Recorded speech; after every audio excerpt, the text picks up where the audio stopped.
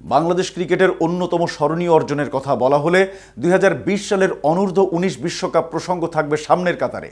শিরোপাজয়ী সেই দলের গর্বিত সদস্য ছিলেন ওপেনার প্রান্তিক নওরোজ নাবিল। তবে এরপর থেকে তাকে 22 গজে খুব একটা দেখা যায়নি। শারীরিক ফিটনেসের জন্য লড়াই করছিলেন নিজের সঙ্গেই। এরই মাঝে আকস্মিকভাবে সব ধরনের ক্রিকেট থেকে অবসরের ঘোষণা দিলেন নাবিল। কিন্তু কেন হঠাৎ ক্রিকেটকে বিদায় জানালেন এই তারকা? বিস্তারিত থাকছে প্রতিবেদনের বাকি অংশে। বুধবার ক্রিকেট থেকে অবসরের সিদ্ধান্ত নিজেই জানিয়েছেন খুলনার এই ক্রিকেটার। মূলত বেশ আগে থেকেই শ্বাসকষ্টের সমস্যায় ভুগছিলেন নাবিল, যে কারণে ক্রিকেট ম্যাচ চালিয়ে যাওয়া কঠিন হয়ে যাচ্ছিল তার জন্য। গেল 6 মাস আগে থেকেই অবসরের সিদ্ধান্ত নিয়ে ভাবছিলেন তিনি। এরপর গত 3 মাস আগেই নির্বাচকদের ক্রিকেট থেকে অবসরের কথা জানিয়ে দেন। সাম্প্রতিক সময়ে দেশের ঘরোয়া ক্রিকেট খেললেও ফর্মের উত্থান পতনের মধ্য দিয়ে যাচ্ছিলেন নাবিল। ব্যাট হাতে ধারাবাহিকতায় ফেরার লড়াইয়ের মাঝেই দিলেন অবসরের ঘোষণা। বর্তমানে ঢাকা বিশ্ববিদ্যালয়ে পড়াশোনা চালিয়ে যাচ্ছেন নাবিল। জানিয়েছেন নিয়মিত ক্লাস পরীক্ষাতেও অংশ নিচ্ছেন তিনি। গত বছর মোহামেডানের হয়ে ঢাকা প্রিমিয়ার ডিভিশন ক্রিকেট এবং এর আগে 2023 সালে দক্ষিণাঞ্চলের হয়ে বাংলাদেশ ক্রিকেট লিগ ও খুলনা বিভাগের হয়ে ন্যাশনাল ক্রিকেট লিগে খেলেছেন নাবিল।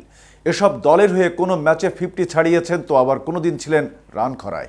সব মিলিয়ে প্রথম শ্রেণীর 7 ম্যাচে 305 এবং লিস্ট এ শ্রেণীর 28 ম্যাচে 633 রান করেছেন বাঁহাতি ওপেনার নাবিল।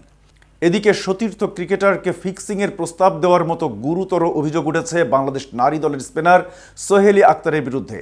আইসিসির অ্যান্টি করাপশন নীতিমালার 5টি ধারা লঙ্ঘনের দায়ে তাকে 5 বছরের জন্য সব ধরনের ক্রিকেট থেকে নিষিদ্ধ করা হয়েছে। 2023 সালে দক্ষিণ আফ্রিকায় অনুষ্ঠিত হয় মেয়েদের টি-20 বিশ্বকাপ। সেখানেই বাংলাদেশ দলের এক সতীর্থকে ফিক্সিং প্রস্তাব দেওয়ার অভিযোগ ওঠে সোহেলির বিরুদ্ধে। তবে যে ক্রিকেটারকে অসাধু প্রস্তাব দেওয়া হয়েছিল তিনি সেই পা না দিয়ে আইসিসি দুর্নীতি দমন ও নিরাপত্তা কমিশনকে বিষয়টি জানিয়ে দেন, যার ভিত্তিতে অনুসন্ধানের পর মঙ্গলবার সোহেলিকে সব ধরনের ক্রিকেট থেকে 5 বছরের নিষেধাজ্ঞার ঘোষণা দিয়েছে আইসিসি। 10 ফেব্রুয়ারি থেকে তার এই শাস্তি কার্যকর হয়েছে। উল্লেখ্য, সোহেলি আক্তার 2023 নারী টি-20 বিশ্বকাপ দলে ছিলেন না।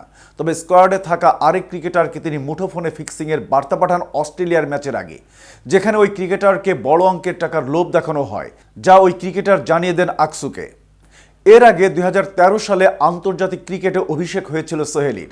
2022 সালে নিজের শেষ ম্যাচ খেলার আগ পর্যন্ত তিনি 2টি ওয়ানডে ও 13টি টি-20 ম্যাচ খেলেছেন। সব মিলিয়ে তার উইকেট 11টি। এতক্ষণ সাথে ছিলাম আমি শাহনেওয়াজ। KTV ক্রিকেটের সাথে থাকার জন্য ধন্যবাদ।